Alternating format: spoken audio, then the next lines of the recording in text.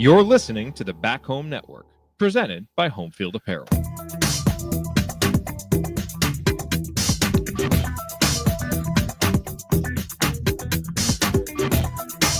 Welcome back to Crimson Cast. Galen Clavio joining you. Solo show today. It is the 2nd of March, Sunday. Indiana coming off another big victory in the Big Ten as they continue their drive to the NCAA Tournament, at least we hope. And we've got some bracketology updates for you today. I promised you on the last show that I'd have something coming soon, and I'm not here to let you folks down. We've got our first full Crimson Cast bracket projection of the season.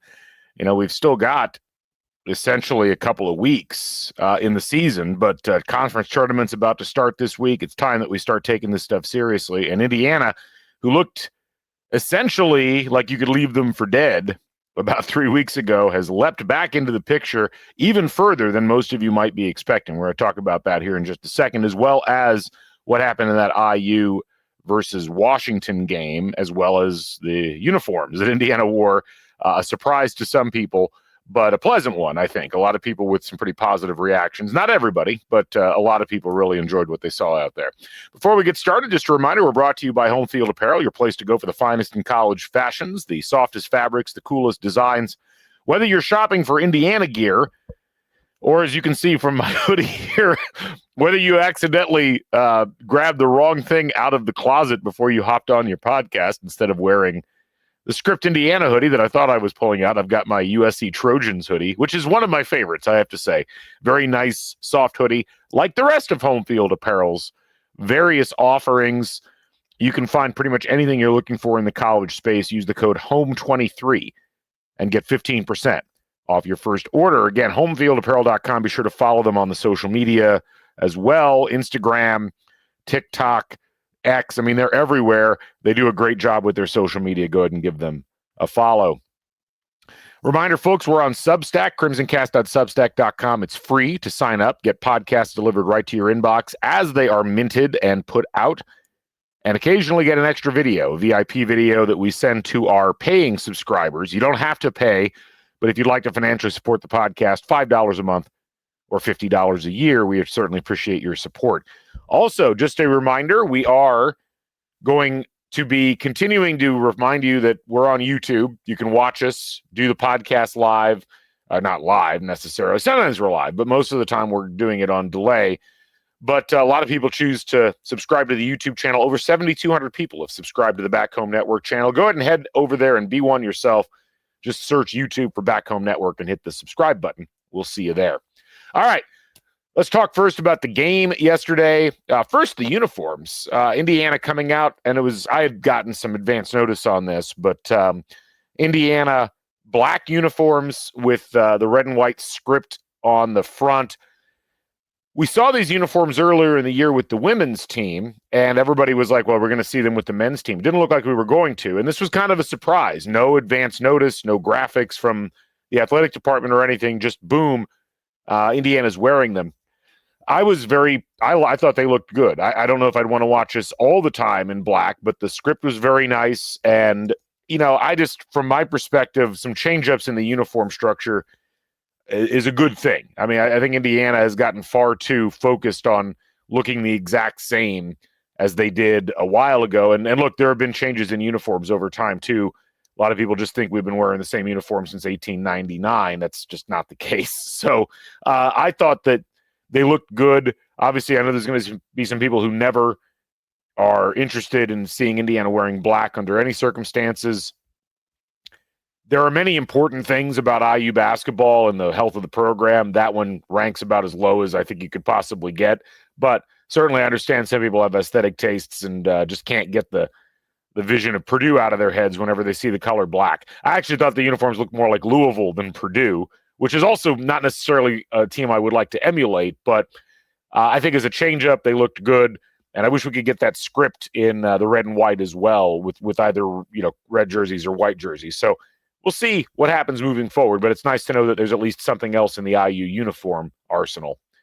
The game itself, this is where you look at what Indiana did in that game, and they played so well compared to what I think were originally favored to win by like 1.5 or 2. and they end up winning 78-62. They dominated the game throughout. It was really fascinating to me because I figured Indiana would win this game. It would have been a real problem if they hadn't. I didn't expect them to win so dominantly. And I think you got to take your hat off to Indiana on defense. This is another really good defensive performance. And I've been ragging on Indiana's defense for pretty much the entire Big Ten season. This is 2 out of their last 3 performances. They've had, essentially their 2 best defensive performances of the conference season. This game against Washington and then the game against Purdue. And it really just feels like it comes down to effort. It comes down to, they did a good job of effectively defending Great Osabor, the one reliable player on Washington's squad. They held Washington to an effective field goal percentage of 41.4%, which is nuts. And Indiana took advantage on offense. I mean, it wasn't their best offensive performance from a shooting perspective. They turned the ball over. They didn't turn the ball over hardly at all, which was nice. But they didn't really grab offensive rebounds. They didn't really get to the free throw line that much. But they hit shots and they smothered Washington defensively. So, if you look at this is the kind of game that Indiana needs to have if they're going to go up the predictive rankings, which are a factor in how you get seated in the NCAA selection process. And, when I look at this type of game, this game kind of pushed Indiana above that bubble cut line significantly. We'll talk about how significantly here in a few minutes. But these are the kinds of games Indiana just hasn't had that many of over the course of Mike Woodson's time and really even Archie Miller's time. There was a period there when Indiana was up by 20, and I was doing some mathematical calculations, and I was like, when was the last time Indiana won a Big Ten game by 20 or more points? You had to go all the way back to 5 years ago, March 11th of 2020, that Nebraska game in the Big Ten tournament, when Indiana won by, I think, 25. That was, of course, the COVID game. It was the last game that Indiana played that year because the tournament got canceled immediately afterwards. And if you want a regular season Big Ten game where Indiana's won by 20 or more points, you got to go all the way back to Archie's first year, the 2017-2018 season, like February of 2018, when they beat Minnesota by, I think, 22 or 23 points. So, these are the kinds of games that Indiana's largely been missing. You'll occasionally get like that Purdue game where they win by 15. Even that is really unusual. Most of Indiana's wins have not been of the blowout variety. They've been in that, if it's a big win, in quotes, for Indiana, it's been 10 to 12 points. And most of the time it's either been a close game or Indiana's come up on the wrong side of things. But, you look at this Indiana team, even in their losses, the close ones, they weren't performing at quite the level you'd like to see in terms of, above expectations, according to the statistics. In this game, they did. And in the Purdue game, they did. And so they've managed to put themselves in a position now where if they can keep playing like this, even if they lose that game at Oregon, which they're about a 6-point underdog according to Torvik. They're about a 6-point underdog according to Ken Pom. Oregon's, I think, a better team than a lot of people are giving them credit for. Even if they lose that game, the way they're playing right now, I think they can afford to lose that game, beat Ohio State at home, and still be in the exact same position that they would be, or that they would have been before that streak started. I think they've done enough as far as winning good games, the kind of games that the NCAA Tournament Selection Committee is interested in having you win. And when you look at Indiana compared to some of the other teams in the mix, they stack up better. So we'll look at that here in just a minute.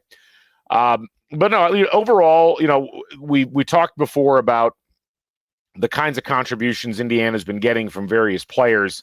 Anthony Leal ends up a plus 26 yesterday, despite not scoring a point. And that's because he has 4 assists, 4 rebounds, 3 steals, 2 blocks, 0 turnovers. That's the kind of performance that Leal out there, even though he's really a non-scorer at this point, he's doing a lot of the little things and setting up his teammates. You get a great game off the bench from Malik Renew, who's coming off what apparently was an allergic reaction that kept him out of the Penn State game. You've got 18 points out of Luke Goody, who's 5 for 9 from 3 in that game. And then you even get a good game out of Mackenzie Mbako, played 25 minutes, scored 10 points, grabbed 4 rebounds, only had 1 turnover. And, his defense, which has been a bit of an issue, was not nearly as much of an issue in this one. Indiana's still playing a relatively short rotation, and I do wonder how long that's going to stand up, given that they're still really only bringing Renew and Carlisle off the bench. They got very little out of Langdon Hatton yesterday. The one thing I will say, and it's not a criticism, it's just an observation. This is Indiana now 3 in a row and 4 out of 5. And they certainly deserve credit for those Michigan State and Purdue wins. I'd be careful with how much credit we're giving them for the Penn State and Washington wins, simply because those are two of the worst, if not the two worst teams in the Big Ten. Washington in particular, they've had some odd wins this year. They beat Maryland earlier in the season, but that was probably the worst Big Ten team I've seen so far this year. Indiana deserves credit for going on the road and picking up the victory, no question. I just still don't know how much you can read into how well this team is playing, given that they struggled for most of the Penn State game and only pulled that out in the end, and they played a really bad and obviously kind of disjointed Washington team. So obviously, Oregon, Ohio State, those are going to be better measuring sticks of how IU will match up both in the Big Ten tournament as well as in the NCAA tournament. But I think you got to tip your hat to Mike Woodson and his staff and the team for getting themselves in position. These were games they couldn't afford to lose, and they didn't lose them. And certainly with the Washington game, they won it by a respectable, beyond respectable margin. So they've set themselves up in good shape here for these last two games and given themselves the cushion that they needed to where every game is not an absolute must-win. So they play at Oregon on Tuesday, and then they'll get a few days off as they fly back and play Ohio State this upcoming Saturday. So really big week for Indiana, as they're also competing for seeding within the Big Ten tournament. I'm going to call up a graphic here for those of you who are watching on video, on YouTube or on Spotify. Let me zoom this in a little hard to see. But you can see the current standings for the Big Ten. Right now, Michigan State projected to pick up the 1 seed overall, which would leave Michigan, Wisconsin, and Purdue as the other teams that get the bye into the Friday games.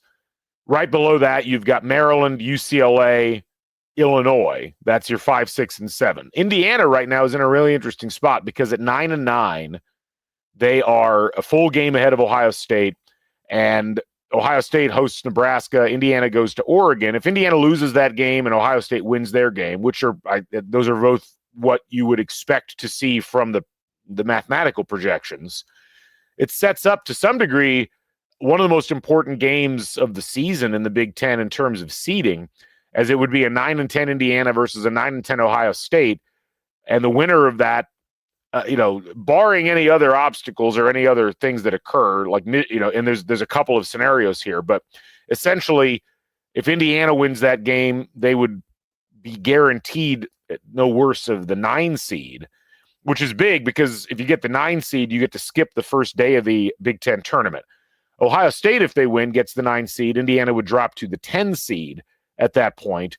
And now you got to play on Wednesday, and you've got to win 5 games in 5 days if you want to win the Big Ten tournament. There are some other outstanding things there. Illinois, right now, 10-8. They've got a really tough last couple of games on their schedule. You look at Illinois and what they've got coming up. They've got Michigan on the road, and they've got to play Purdue at home. Even though they're right now projected to win against Purdue, Illinois has not played particularly well lately. The one problem there is that if Indiana is tied with Illinois, Illinois has the tiebreaker because Illinois won the only game between the two teams this season. So Indiana would have to finish ahead of Illinois. And the only way Indiana can do that is if they win both of their remaining games and Illinois loses both of their remaining games, which just statistically is unlikely, but we'll have to see what happens. Oregon, also, a team to keep an eye out for. Indiana right in the mix with them. Oregon gets Indiana at home and then travels to that same Washington team. While I would expect Washington, just through regional rivalry purposes, to play harder against Oregon than they did against Indiana, that's a game that I would expect Oregon to win. So, really what you're looking at with Indiana right now, they might be able to get to the 8th seed if everything broke right, but it's unlikely that they will, as it's more likely Indiana's looking at that 9 seed or the 10 seed. So that Ohio State game, a terribly important one, and Oregon also an important game. But Indiana can still lose that game and get themselves into a position where they could be the 9 seed. So we'll be keeping an eye on that throughout the course of the week. Should be a fascinating set of circumstances as we go through things. Let's go ahead and talk some bracketology. And, I'm going to get the screen up here. Those of you who have been through this with me before, you've seen how these sheets work and everything.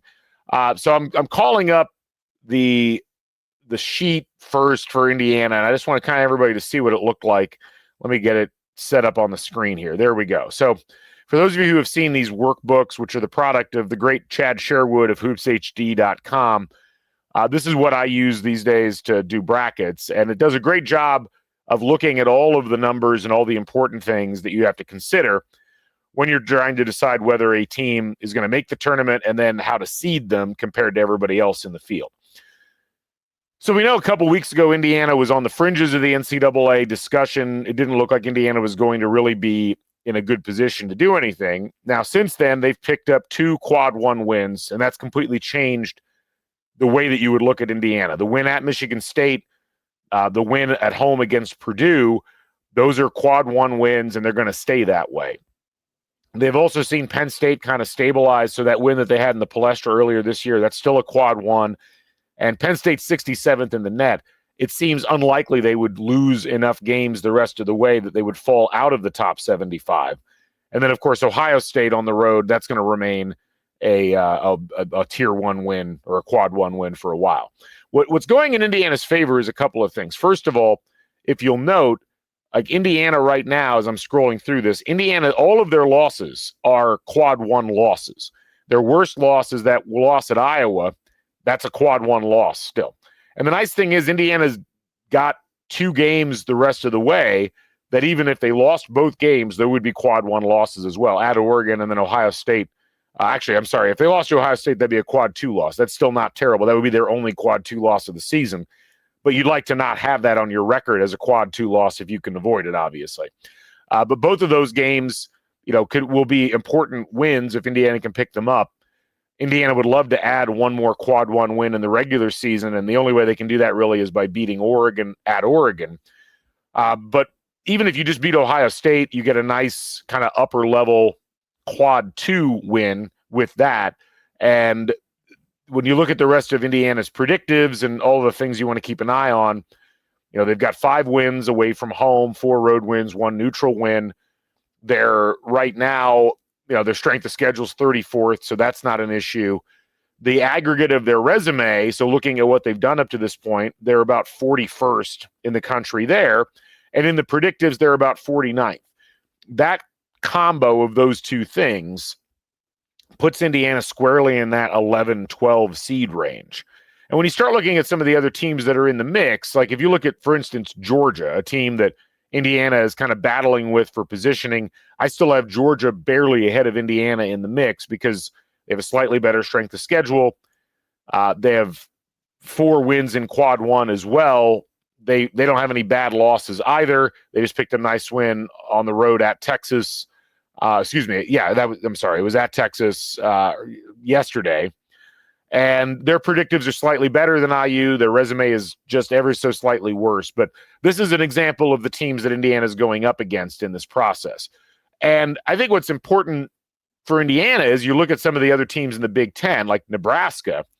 Nebraska's got 1 more quad 1 win, but their predictive stuff looks worse. Their KenPom ranking and their BPI ranking are all below Indiana at this point. Their resume is about the same, slightly worse. And they have some worse losses. Nebraska's got 2 tier 3 losses, home loss to USC, home loss to Minnesota, which they just suffered yesterday. And of course, a home loss to Rutgers as well. So they've got more dings on their resume, even though they won at Oregon, they won at Creighton, they won at home against Illinois and at home against UCLA. But this is what you got to kind of consider when you're looking at these options in the bracketing process. It's like, how do you weigh all of these things against each other? And one of the mistakes I think a lot of people make when they start getting into bracketology is they'll focus too much on one thing rather than focusing on the variety of things that the committee will look at. Indiana right now 55th in the net. You'd like to see that get higher, but the fact they're 44th in KenPom now and 52nd in Torvik, they're, at least all of their predictives have kind of come together a little bit, whereas earlier in the season, you could see their predictives were heading in the wrong direction. That doesn't bode well when you're dealing with the committee, because the committee, they want to bring teams in that are going to have a game chance at winning in the NCAA tournament, particularly winning away from home. Generally, your predictive statistics are a better indicator of that. If you look at the overall, the board, as we would call it, this is, and again, it's a little hard to see for those of you. I'm going to zoom in a little bit for those who are watching, but you got to remember there's two primary categories in the NCAA tournament. There's the automatic bids, and then there's the at-large selections. So when you look at the automatic bids, those are locked in. You've got 31 teams going in there, and then you've got 37 teams coming through the at-large process. And within the at-large process, what I try to do when I put my boards together is I try to order the at-larges, since the last four at-larges are technically supposed to be the teams in the last four in, the first four, so to speak, the games that happen Tuesday and Wednesday. So when I went into this over the course of the last couple of days and updated the statistics this morning, my last four in the tournament are Oklahoma, Ohio State, Nebraska, and Arkansas. And then you got Indiana as my last bye, with Georgia, San Diego State, and Utah State just above them. You've got Baylor, West Virginia, Vanderbilt, and UConn in that next group above. Now, there's some subjectivity. You're going to have a situation where individual bracketologists might have a different order than what you see from the committee ultimately, and that's largely because committees tend to round each other out, because you'll have one committee member focusing on one thing, another committee member focusing on another. They vote, they rank order, you end up with an aggregate, whereas I'm sitting here, I've got my criteria that I look at, which I try to match the committee on. So don't be surprised if you've got like individual bracketologists who have, for instance, Arkansas much higher, or who have Georgia higher, or something like that. So just kind of a caveat. If you go to Bracket Matrix, you can kind of see what everybody values, because you can see how their brackets are laid out compared to everybody else. In this case, I guess what I look at, as I compare like Indiana to Arkansas, if I can go back to the team sheet page again here, Arkansas is kind of an interesting case. Arkansas is 17-12 now after a pretty bad loss to South Carolina yesterday. Indiana's 18-11. Indiana's strength of schedule, not quite as good as Arkansas. Most of that for Arkansas is because they're playing in the SEC. You look at, what both teams have done. Indiana and Arkansas have the same number of quad one wins, but Indiana's average net win, so they're the average rankings in the net of the teams Indiana's beaten is 112.3. Arkansas's average net win is 157.6. So Arkansas's wins have come against essentially a worse group of teams on the aggregate than Indiana's have.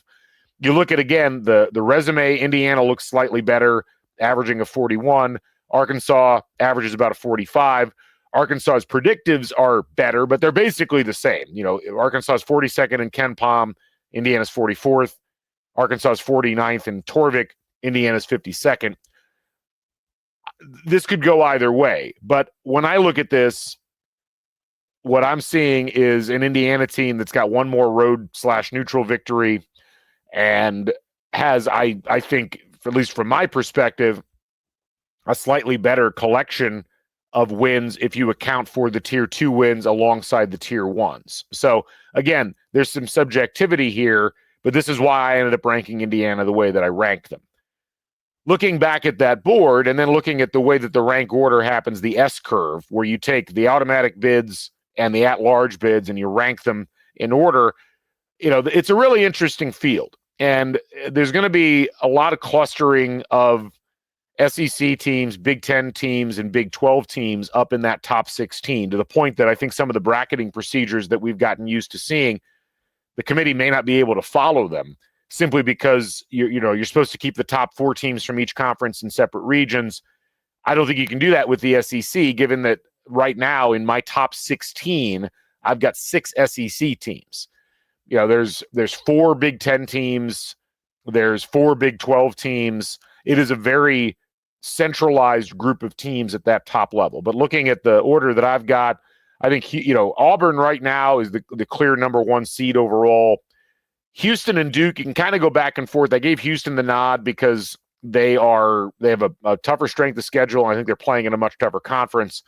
Duke as the 3rd number 1 seed, and even though Tennessee beat Alabama last night, I still like Alabama better than Tennessee, but just barely. I wouldn't be shocked to see those two flip. I could see Alabama as the top 2 seed and the Tennessee as the 4th 1 seed.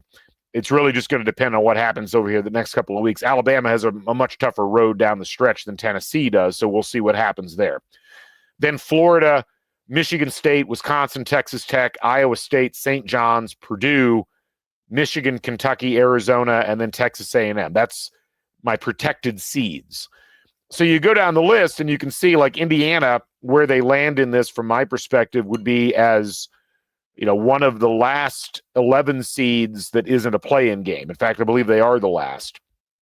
And we'll see. Like that can clearly change. I wouldn't be shocked to see Indiana in the play-in game.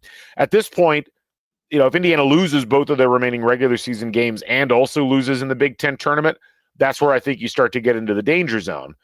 But I think even with just 1 win the rest of the way, I like Indiana's chances compared to not just the teams that are in the last 4 in, but the group of teams that's right below them or below that group is not very good. I mean, you go back and look at the board, and if you're watching this on YouTube, the schools that are crossed out are the ones that are already in the field. There just aren't that many other teams that are in significant consideration for being an at-large right now.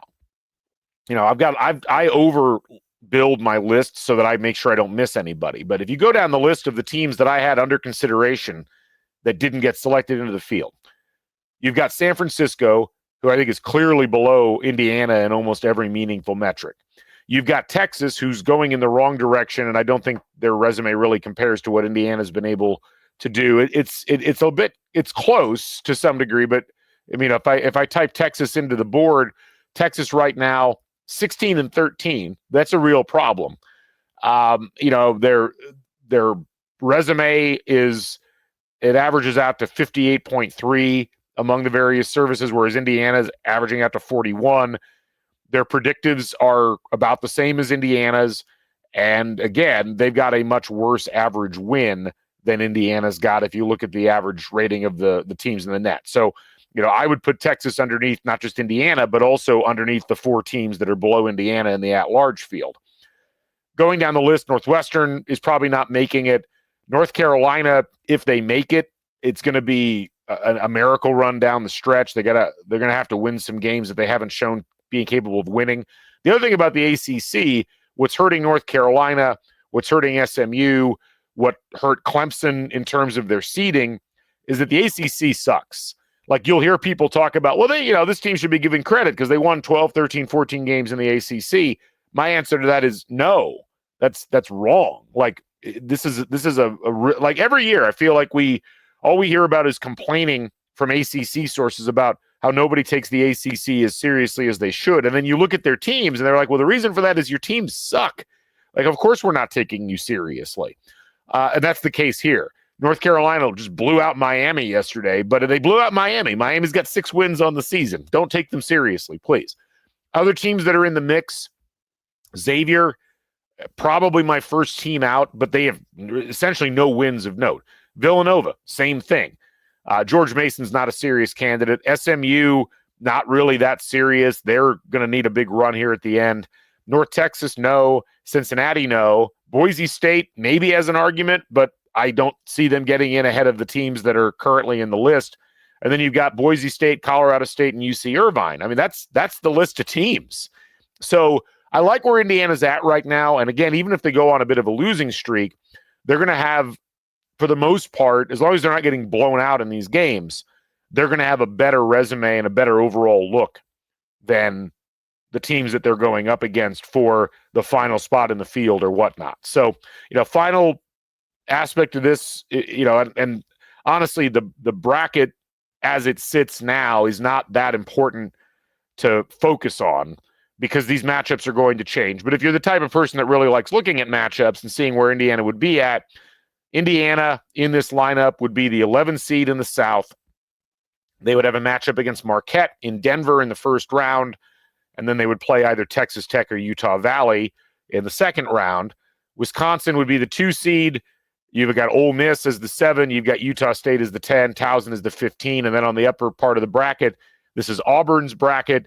So Auburn is the 1 seed. Arizona is the 4. Maryland is the 5. And then the 8-9, Gonzaga and New Mexico. We'll also get a potential Kevin Willard versus Will Wade game in the first round between Maryland and McNeese. That would be a fascinating matchup, to say the least. But that's where I've got Indiana at this point. And again, they've got their destiny in their hands. They split the last 2 games of the regular season. I think they're in and aren't really particularly sweating it. But we've seen this Indiana team have in-game runs that will go wildly in one direction and then swing back to the mean. I wouldn't be shocked to see Indiana have an up and down last week or 2 here as they run into some tougher competition. We'll see if this new esprit de corps that this team has shown, and particularly if their defensive effort that they've shown can continue at the rate that it's been at. Hopefully it will be, and we'll be able to talk about Indiana as solidly in the field when Selection Sunday rolls around a couple of weeks from now. Anyway, that's going to wrap it up for us here. We'll be back with more coaching search updates later on in the week. We've got a new batch of coaching candidates to take a look at, and we'll be taking a look at that Oregon-Indiana game as well. So watch for another podcast tomorrow. For Crimson Cast and for the Back Home Network, I'm Galen Clavier. We'll catch you folks on the flip side. Stay never daunted. Bring back the Bison. Bring back the script Indiana. So long, everybody.